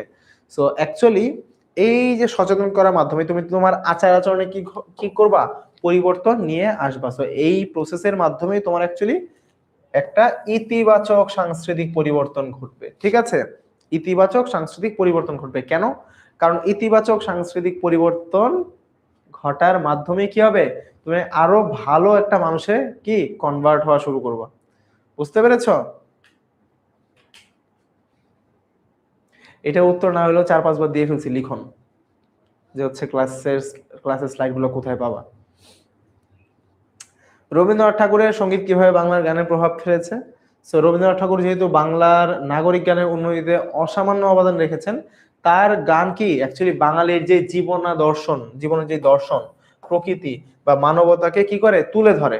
সো তার এই গানটা কি হয়, এই যে আমার সোনার বাংলা, এটা কি করেছে আমাদের জাতীয় সঙ্গীত। সো তার গানগুলো অ্যাকচুয়ালি আমাদের লাইফের সাথে কানেক্টেড হওয়ার কারণেই কি করে, এগুলো বাংলা গানে একটা প্রভাব ফেলেছে। ঠিক আছে, তার এই সঙ্গীত বাংলার সঙ্গীতে স্থায়ী একটা প্রভাব রেখে গিয়েছে। দেখবা এখনো রবীন্দ্রসঙ্গীত অনেকেই শোনে, অনেকেরই ভালো লাগে। ভালো লাগে কার কার বলতো? এই যে রবীন্দ্রসঙ্গীত কার কার ভালো লাগে? অনেক সুন্দর সুন্দর রবীন্দ্রসঙ্গীত আছে, সেগুলো কি আমাদের নিজস্ব যেই সংস্কৃতি আছে, আমার নিজস্ব যেই সংস্কৃতি, সেটার উপর বেশ ভালো একটা প্রভাব রেখেছে। এখন সৃজনশীল। তো এখানে বলা হচ্ছে রূপা দীর্ঘদিন মা বাবার সাথে বিদেশে ছিল, সম্প্রতি সে দেশে বেড়াতে এসেছে। রূপা ও তার চাচাতো বোনেরা একত্রে নিজ বাসা থেকে খুলনা থেকে কুয়াকাটায় সূর্যাস্ত দেখতে যায়। সেখানে বাসায় তৈরি কিছু সুন্দর সুন্দর কটেজ দেখে সে বিস্মিত হয়। নৌপথে ফিরে আসার সময় মাঝিদের কণ্ঠে মন মাঝি তোর বৈঠা নেড়ে আমি আর বাইতে পারলাম না গানটি শুনতে পায়। লোকসঙ্গীত। ঠিক আছে, সো সংস্কৃতি কি, সরাসরি উত্তর তোমরা পেয়ে যাবা। ঠিক আছে, অনেকেরই ভালো লাগে, ভেরি গুড। তো সংস্কৃতি পরিবর্তনশীলতার অনেক কারণ আছে, তোমাকে যে কোনো একটা কারণ ব্যাখ্যা করতে বলেছে, খুবই সহজ, তোমাদের জন্য সহজ করে দিয়েছে, যে কোনো একটা বলে দিয়েছে। তো যেই কারণগুলো আছে তুমি নিজের মতো করে বলবা। ঠিক আছে, যে কোনো একটা, আবার সবগুলো কারণ লিখে দিয়ে আইসো না। ঠিক আছে, রূপার দেখা কটেজটি, ঠিক আছে, কোন শিল্পের অন্তর্গত? এই যে কটেজ বলা হচ্ছে, এখানে অনেকগুলো শিল্প পাবা। তো সেই শিল্পগুলোর মধ্যে কোন শিল্পের অন্তর্গত সেটা এখানে ব্যাখ্যা করতে হবে। এবং লাস্টলি উদ্দীপকের শেষ অংশে যে শিল্পের ইঙ্গিত রয়েছে, এই যে শেষ অংশে কি আছে দেখো তো, নৌপথে ফিরে আসার সময় সঙ্গীতের কথা বলছে। সো ক্লু কিন্তু দিয়ে দিয়েছে, সেটা কি বলছে, যে বাংলাদেশের সংস্কৃতিকে আরো সমৃদ্ধ করছে। সত্য নাকি মিথ্যা তা ব্যাখ্যা করবা, বিশ্লেষণ করবা। ওকে, কি করতে হবে বাসায়, কিন্তু এটা অবশ্যই এবং অবশ্যই প্র্যাকটিস করতে হবে। ওকে, এরপর দুইটা শিল্পের নাম দেওয়া আছে, সো বুঝতেই পারছো আগের কোশ্চেনের মতোই। সো স্ক্রিনশট নিয়ে নাও, আমি হচ্ছে আর ডিটেলসে যাচ্ছি না, কারণ এগুলো সবগুলোই তোমরা জানো, উত্তর পড়িয়েছি, দেখিয়ে দিয়েছি। বই থেকে কি কি পড়তে হবে এখন একটু ছোট্ট করে দেখাবো। ঠিক আছে, বই থেকে কি কি পড়তে হবে সেটা একটু দেখাবো, এখন স্ক্রিনশট নিয়ে নাও।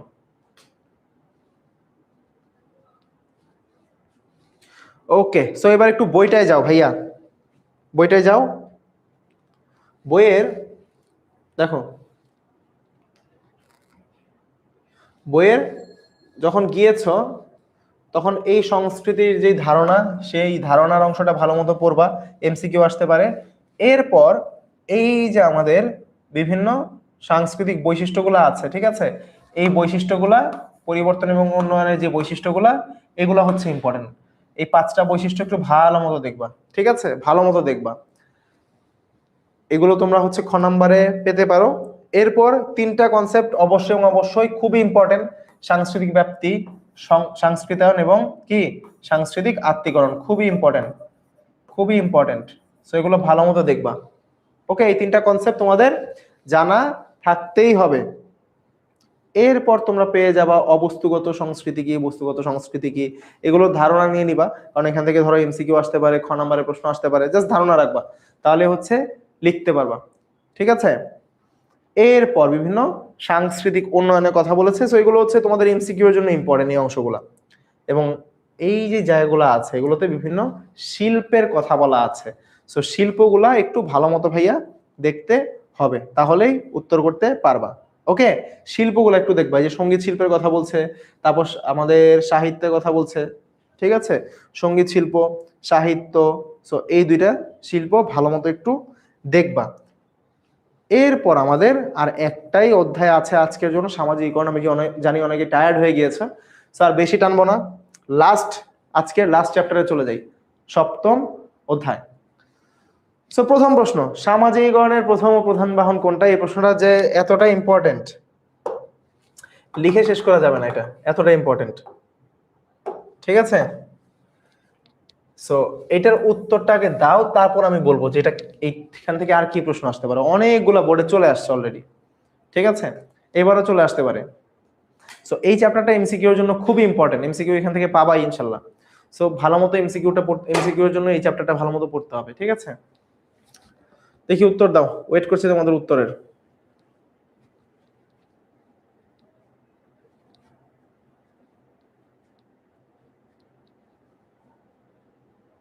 ভাই আমি পড়ছি, কিন্তু সবাই বলছে চেষ্টা করছি, আমি কি পাবো? আমি ক্লাস 5 বৃত্তি পাইনি। দেখো, তুমি যদি চেষ্টা করো সেটার রেজাল্ট তুমি অবশ্যই না অবশ্যই পাবা। ঠিক আছে, সো তুমি তোমার এফোর্ট দিতে থাকো।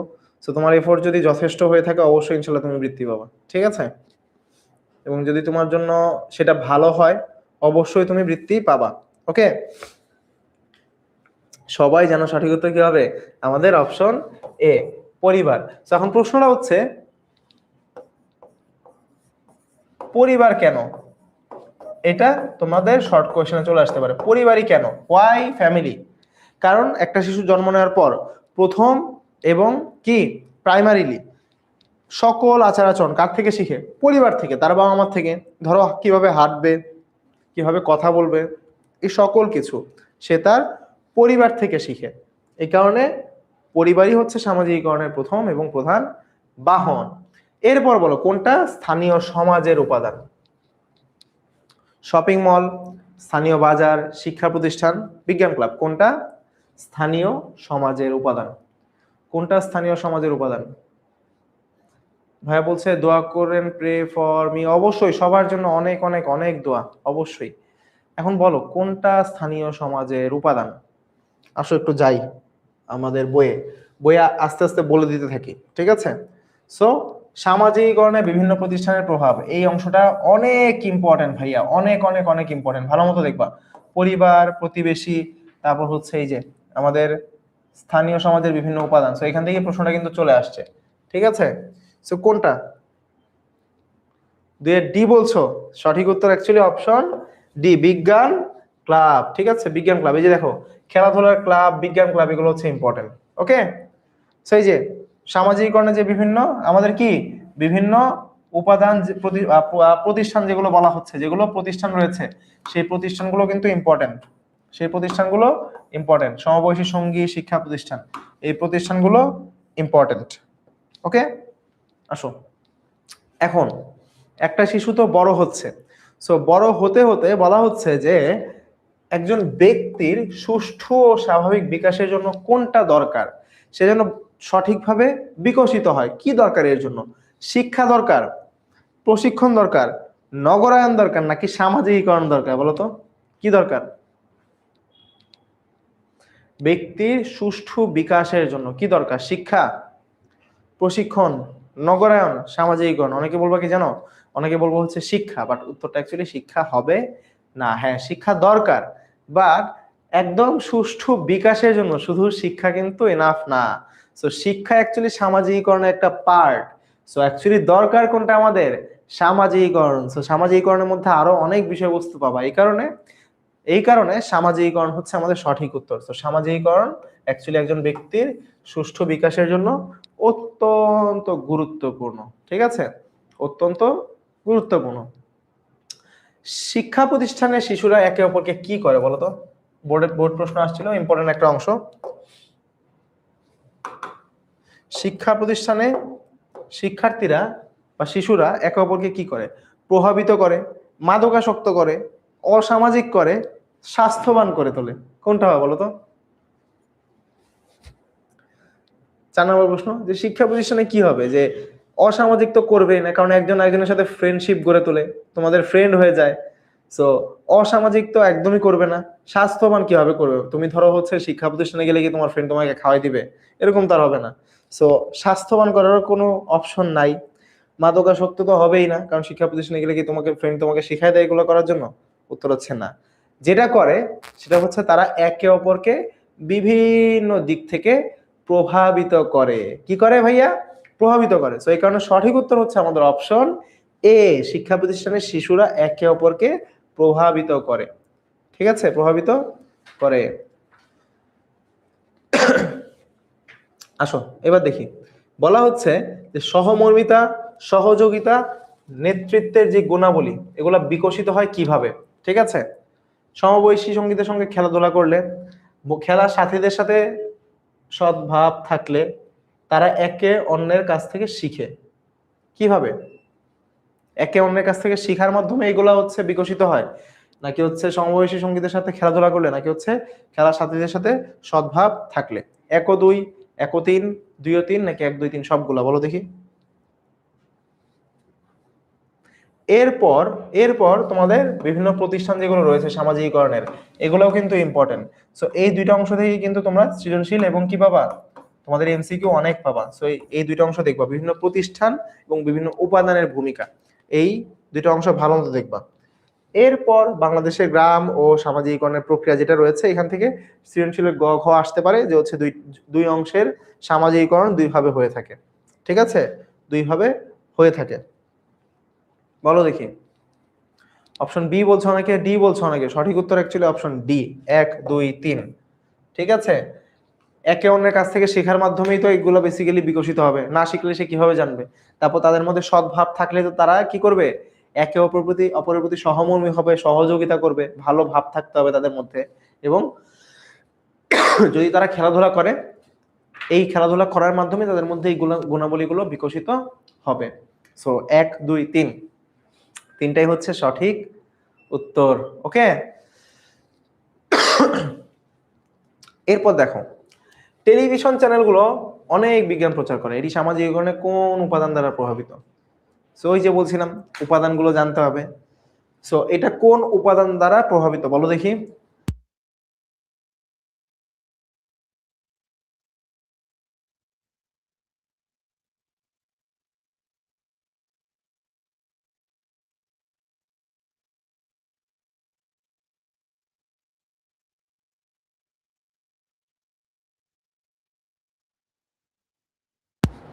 দ্রুত বলো।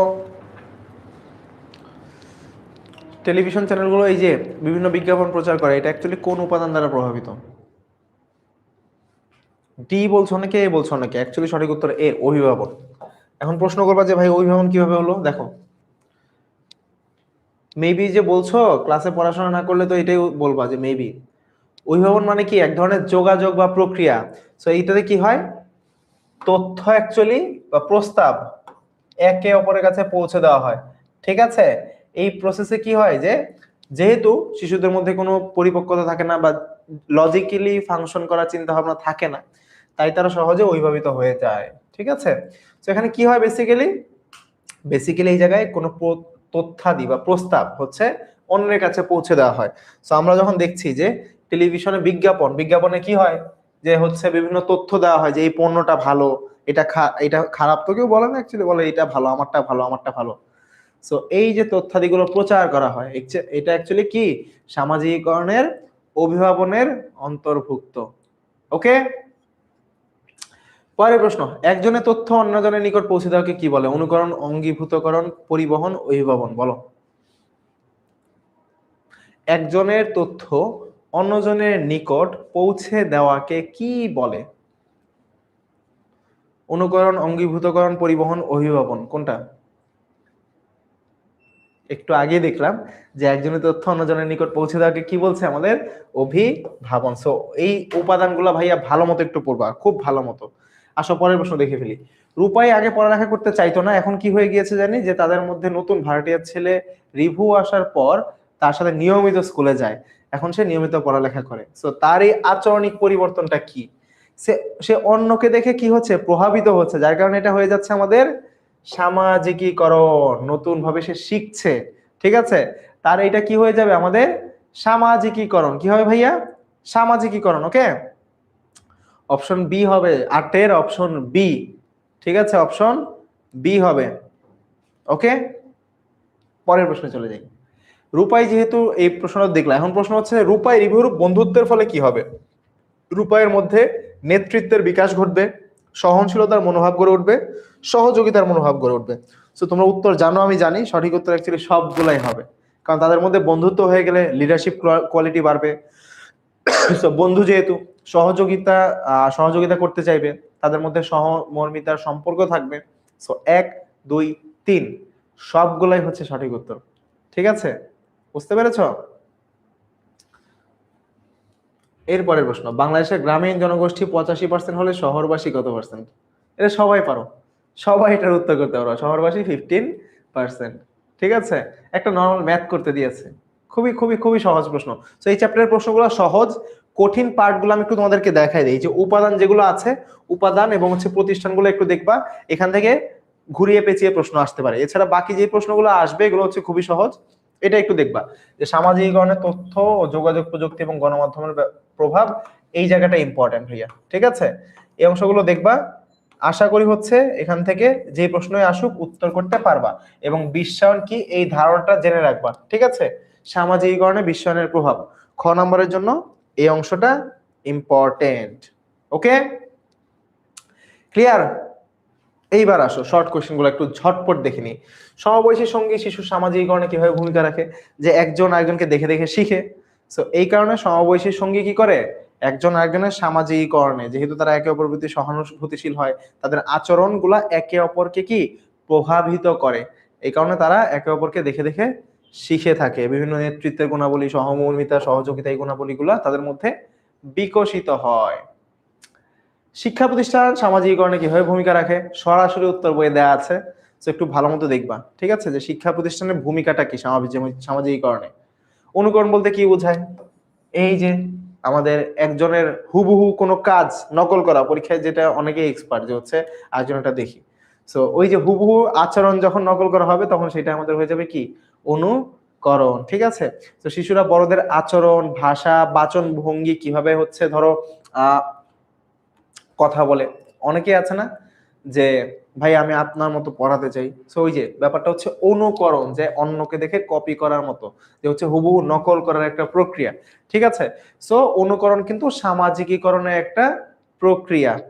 ঠিক আছে, এখন শহরে শিশুদের আচরণে সহযোগিতামূলক মনোভাবের অভাব দেখা যায় কেন? কারণ দেখা যায়, দেখবা কি, শহরে শিশুরা সবাই এক একজন এক এক নিজেদের বাসার মধ্যে পড়ে থাকে, যার যার ফোন নিয়ে। তো তাদের মধ্যে যে বন্ডিং, সেই বন্ডিংই ক্রিয়েট হয় না। সো যেহেতু বন্ডিং ক্রিয়েট হয় না, সো তারা কি করতে চায় না? তারা একে অপরকে সহযোগিতা করতে চায় না, যেটা গ্রামের মধ্যে অনেক বেশি দেখা যায়। ঠিক আছে, এই কারণে শহরাঞ্চলের ছেলেমেয়েদের মধ্যে এই সহযোগিতামূলক মনোভাবটা একটু কম দেখা যায়। লাস্ট কোশ্চেন, সামাজিকীকরণে গণমাধ্যমের ভূমিকা। সো ইম্পর্টেন্ট অংশটা, যে গণমাধ্যমের মাধ্যমে আমরা বিভিন্ন তথ্য জানতে পারি, যেগুলো হচ্ছে আমাদের জীবনকে নানাভাবে প্রভাবিত করে। ওকে, সবকিছু ইম্পর্টেন্ট না, গুছিয়ে দিয়েছি তোমাদেরকে।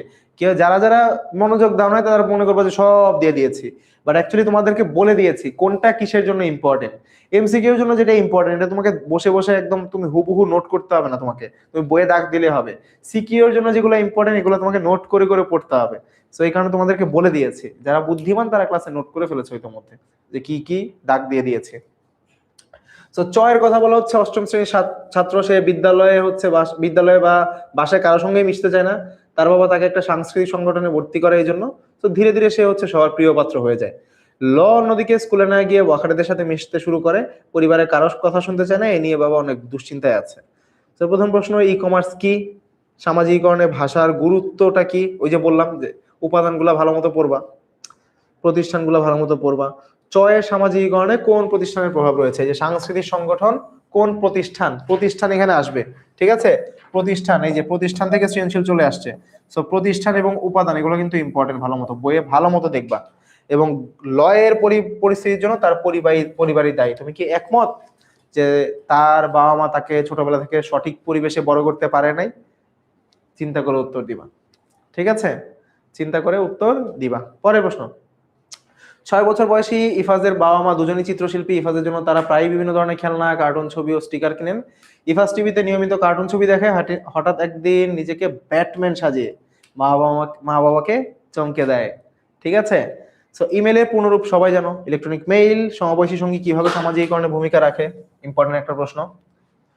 ইফাজের ব্যাটম্যান সাজাটা সামাজিকীকরণে কোন উপাদান? আবারও দেখো, একটা চলে আসছে উপাদান, আর একটাও আবার আমাদের উপাদান আমরা পাচ্ছি।